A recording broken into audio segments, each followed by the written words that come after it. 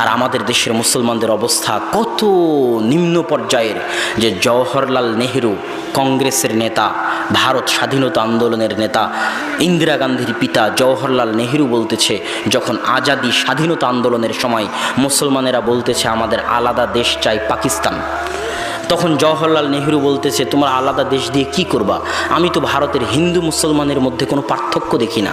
তাহলে বলেন কি আপনি ভারতের হিন্দু মুসলমানের মধ্যে কোনো পার্থক্য দেখেন না? তো বলেন না, মুঝে হিন্দু মুসলিম মে কোই ফার্ক নজর नहीं आता, হিন্দু মুসলমানের মধ্যে আমি কোনো পার্থক্য দেখতে পাই না। কেন?